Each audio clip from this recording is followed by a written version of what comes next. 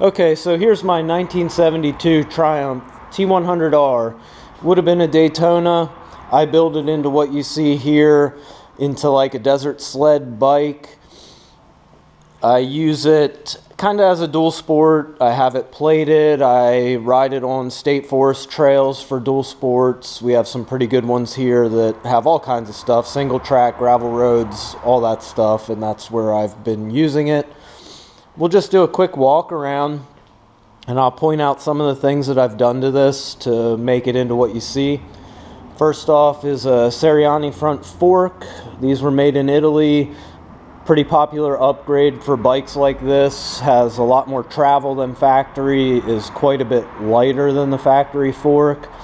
I have a 21-inch front wheel, aluminum hub. That's all vintage MX stuff. I did have to machine an axle to fit the wheel and the fork together.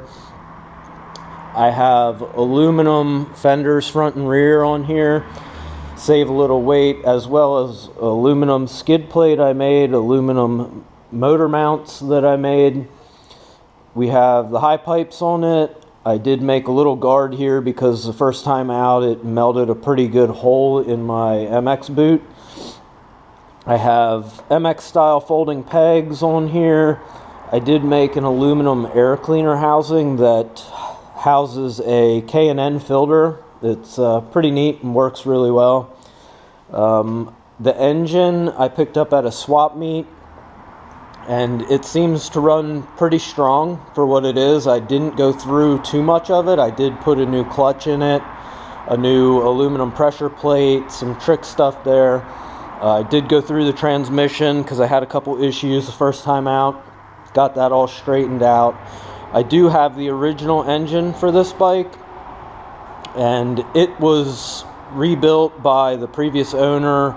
Some machine work done, and I need to go through it just to double check everything before it goes in here. And then this engine will actually go in my new build that's going to be like a competition bike, race bike. I was doing some ARMA racing on a newer, more modern dirt bike, and I'd like to do it on a Triumph and just see how it goes. So on this bike, I also have a 20-tooth front sprocket, 52-tooth rear sprocket. The bigger sprocket in the front helps keep the chain up off the swing arm. It gives you a little more clearance as far as the chain goes. The rear sprocket was made by Rebel Gears. If you need any sprocket stuff done, look them up. They're great to work with, and they'll make you pretty much anything you need. I did cut all the bracketry off the frame that I didn't need. The kickstand used to be here, hung down on a big lug. It had center stand lugs that all got cut off. I did make a bracket for this kickstand, which is off a Honda XR200R. Works really well, keeps it up out of the way. The rear shocks are NJB Ultimates. They're okay. I would like to upgrade these at some point. The nice thing about these shocks is they are adjustable from eye to eye. You can actually change the height of the shock from about 13 inches to 15 inches, which is nice when you're setting up a bike like this, just to get your ride height dialed.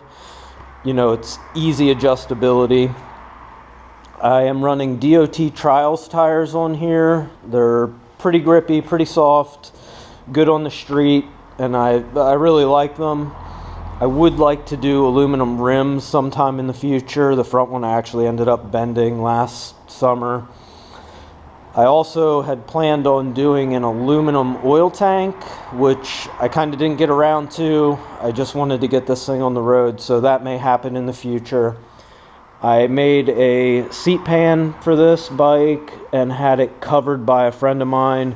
It's just a little bit shorter than stock, gives it that kind of desert sled feel.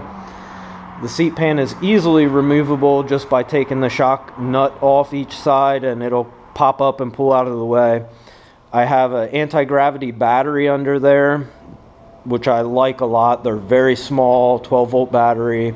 I'm running a Payson ignition system in this bike, so it's all electronic. I do have a speedometer on there, a mirror, you know, just enough to keep it legal-ish. The bike is super fun on the street and a good time on the trails. You see a lot of guys with KTMs and stuff, and it's always a good reaction when they see this, just because it's something that you don't anticipate coming down the trails. I do also have a slip-on muffler that I'll put on it with a spark arrestor for riding state forest land.